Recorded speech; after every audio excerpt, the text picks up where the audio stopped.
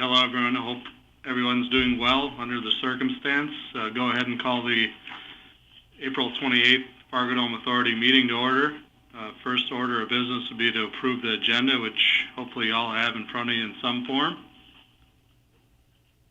Dean to approve. And I'd make a motion to approve.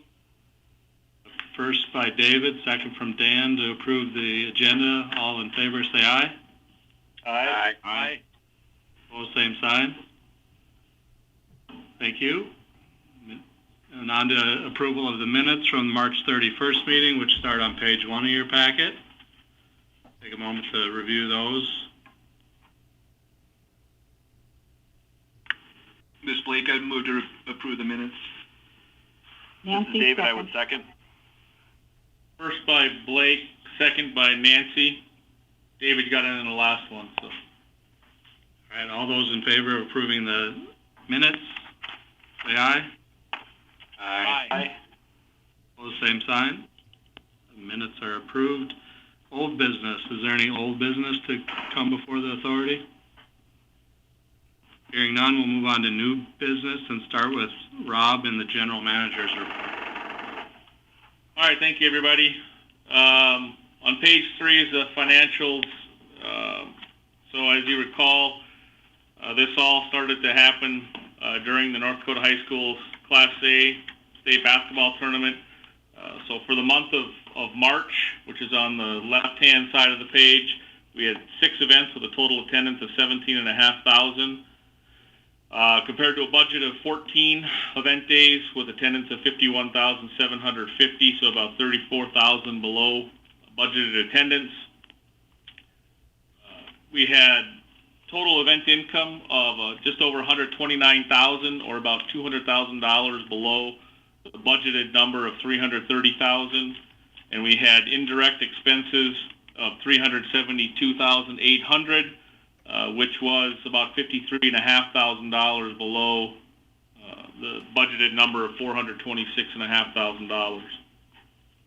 So for the month of March, obviously it's an expected somewhat disappointing number, but we had a net deficit for the month of March of just over $102,500 compared to a budget of a $44,000 surplus, so about $147,000 difference budget compared to actuals. On the event side, which kind of explains it right there, the family shows, which were the rodeo and the circus, both of which events have now canceled, and I believe they had canceled as of our March 31st meeting. The circus had initially was trying to postpone, but they couldn't really find dates that would work with everybody. So that the family shows were about $174,000 below budget. On the trade show side, sportsman show is about $14,000 below budget, slightly lower attendance than budget for that event, which then obviously on our flat shows, consumer shows, leads to lower ancillary revenue, as we've always talked about there. On the amateur side, about $10,500 below budget with the state basketball tournament. We had not finished the day on that Friday, so we were scheduled to have 2 days of that tournament. We were going to have the 4 girls quarterfinals and then 2 boys and 2 girls consolation semifinal games on Friday.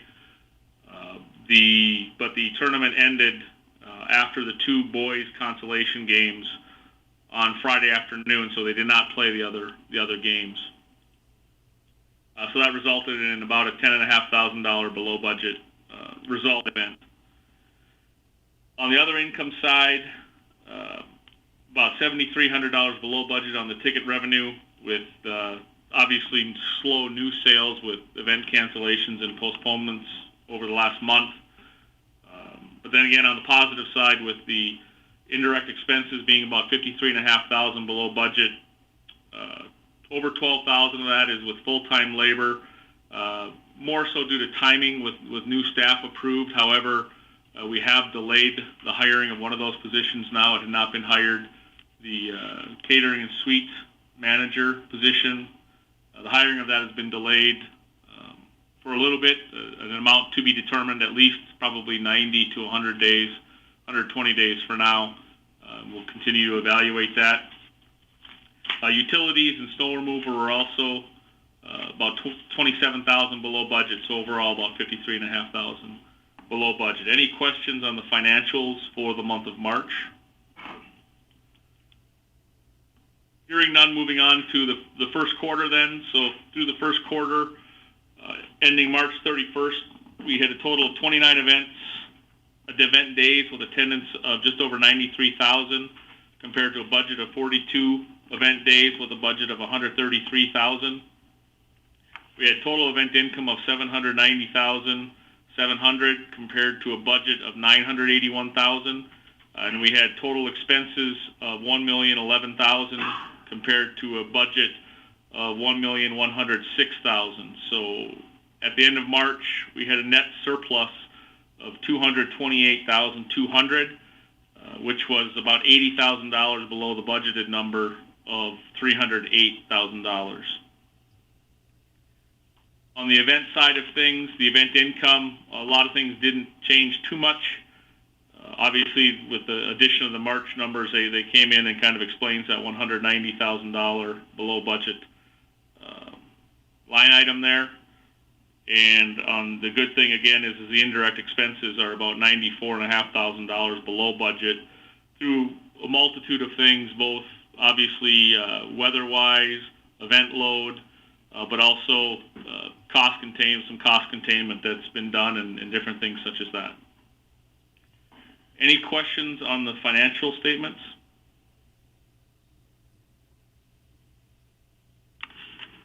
Rob, is Susan working on any reprojections at all, or any talk about that for the next few months? We have, and the issue there again is that we still have a lot of unknowns. Obviously, our April events have wiped clean. Our May events have pretty much wiped clean. Some of our June events have postponed, and so I think the positive thing here is we haven't had that many revenue-producing events cancel, such as the rodeo or Shrine Circus. You know, all of our concerts so far have postponed, with the April shows of Mercy Me and Cher postponing. Cher currently into late September, Mercy Me into middle of November, as well as with the announcement last week of Elton John postponing. They're working on routing that whole schedule, so we have an idea that event will happen, but it'll be in 2021, probably first or second quarter. But they're still working on getting all the dates confirmed for that show. So yeah, we do. We have looked at it. It's hard to say because our budgets, Susan and her group and everybody here does a fantastic job on the budgeting, but it's also with 28 plus years of data from past events and strong event schedule. What we have very little of is history showing how this building operates on an expense side with very little going on, since we've always been very busy here. It's been three to 5 years since we've had kind of an off season, if you will. So we're still looking at all of our expenses and managing and mitigating any expense that we can.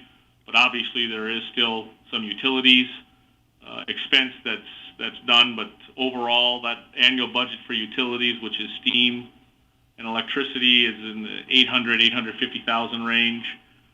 There'll be a reduction in that. Janitorial supplies that are more so based off of an event load, so those aren't being purchased. And we're reviewing our expenses that are kind of more on a fixed basis, such as maintenance agreements, things such as that, versus event-based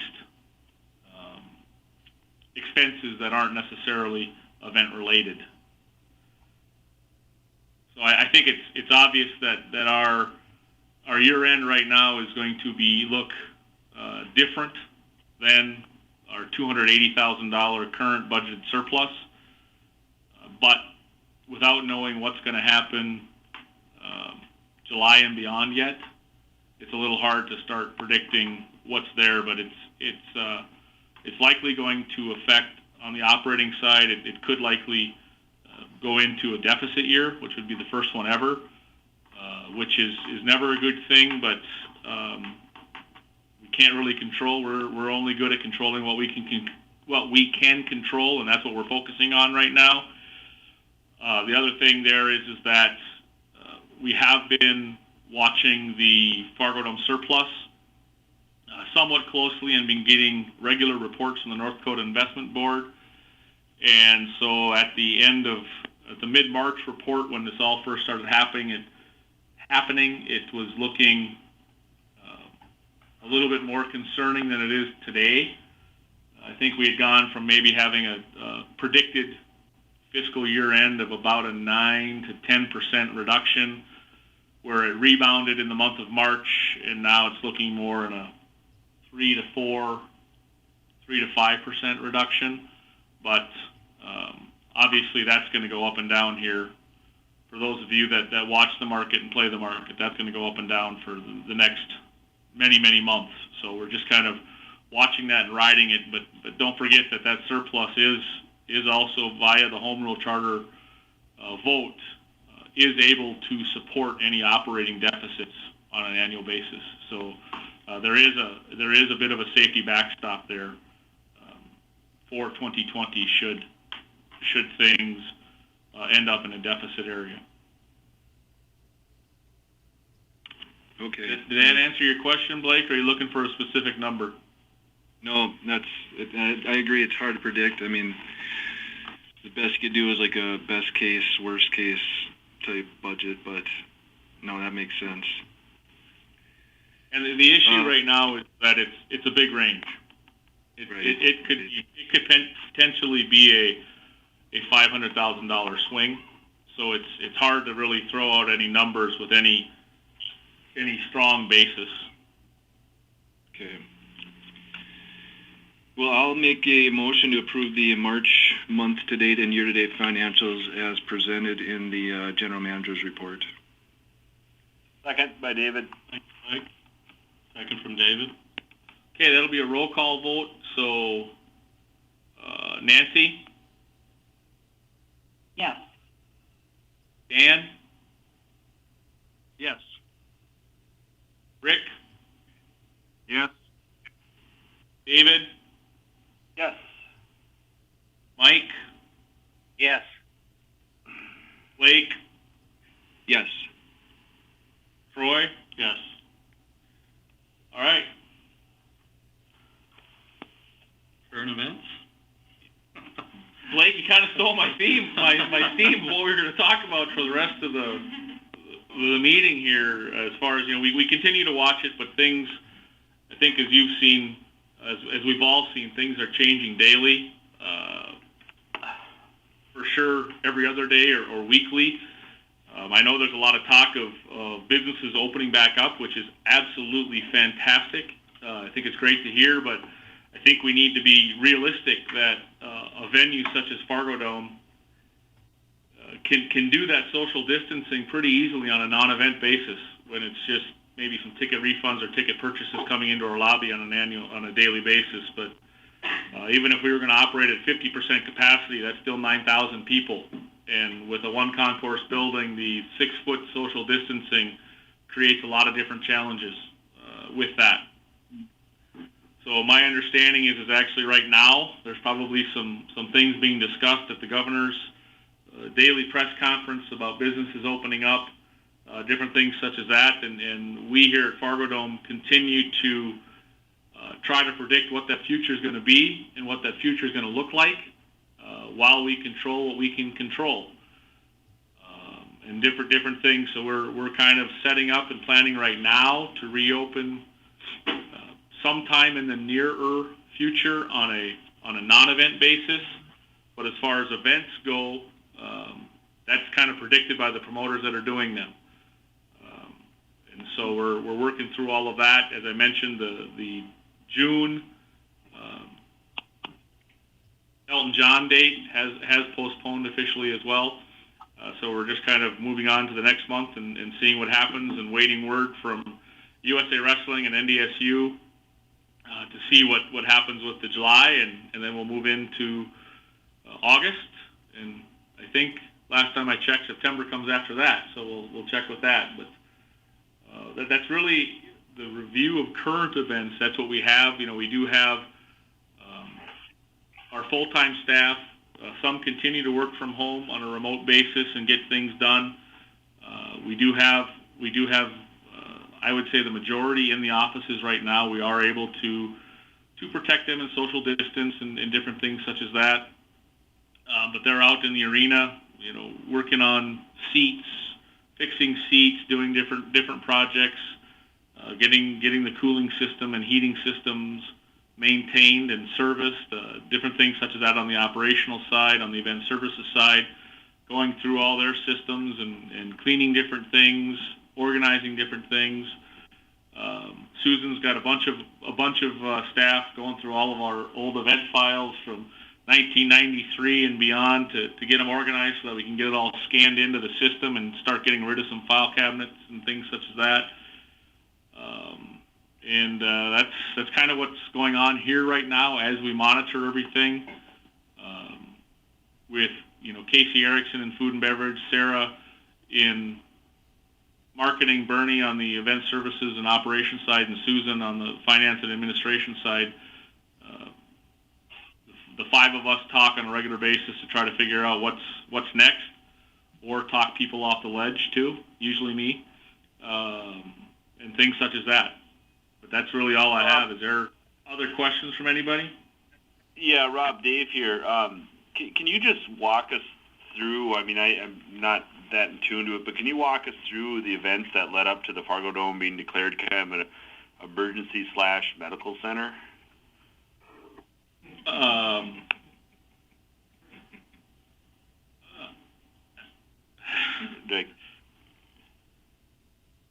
guess all I can say to that, David, is that is a state of, we've been told that is a state of North Dakota operation. And no, I'm just kind of curious of how it unfolded. I did read a little bit about it, but how we notified, brought in, and then did the Fargo Dome set it up? What was our involvement? We were engaged, or we just had the facility and they took it over? Just kind of just like a 30,000 or a 40,000 foot overview would be nice. I wish I could provide that to you, David. Again, it's a state-led operation. We were here, obviously. They basically commandeered the building. Is that on the 2 days of activity that took place? I don't think I wouldn't use that phrase. But there's been nothing done, no activity with regards to that particular activity. Nothing's been done since the beds were finished being organized on Friday, April 3rd, and we're still just awaiting word from the state for further updates onto what the great news on that is that everybody you hear speak or on different reports say that the modeling is showing a much different pattern or curve or flattening than it was 2, 3, 4, 5 weeks ago. So that the use of that would be hopefully not necessary. Sure. Thank you. Yep. Any other questions from the group?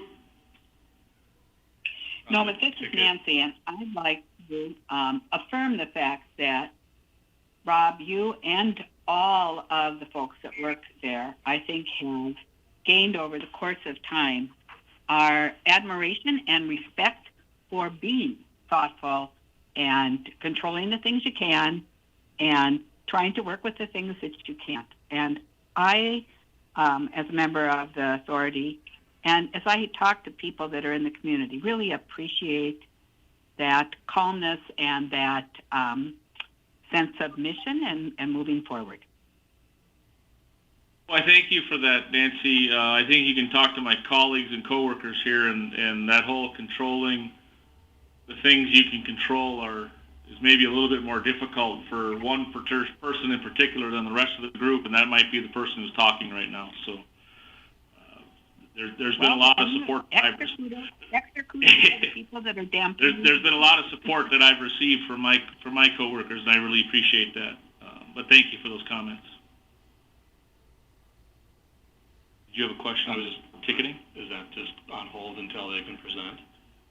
With regards to ticketing, obviously we had done the Ticketmaster. We had the Ticketmaster presentation earlier in March before this all started, and another organization, ETIX, was scheduled to come in, but then all the travel stuff started. So we are actually in the process of trying to. Susan's been working on that, trying to restart the process, and we have something scheduled right now potentially for next week, which a notice will be sent out on that. We're trying to figure out the best way to do it. Obviously, no one from ETIX will be here, so to maintain the public side of things, we're trying to figure out how to do that meeting, likely in a larger room than our conference room here, but to be able to have the video and things such as that going forward with that. So we're trying to work through that, and more information will be coming out, as well as difficult as it is to figure out what we're supposed to do in 2020. Susan's working diligently to put the 2021 operating budget together as well, at the direction of the city of Fargo, and everybody's doing that. So it's kind of a challenging time of trying to predict what's going to happen when I'm just waiting to see what Thursday brings. So we're working through all that as well.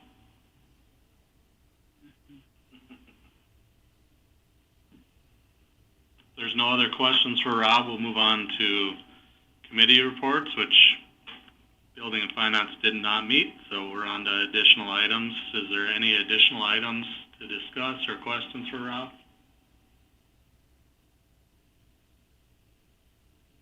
All right, hearing none, we're adjourned. Thank you, everyone. All right, thanks all.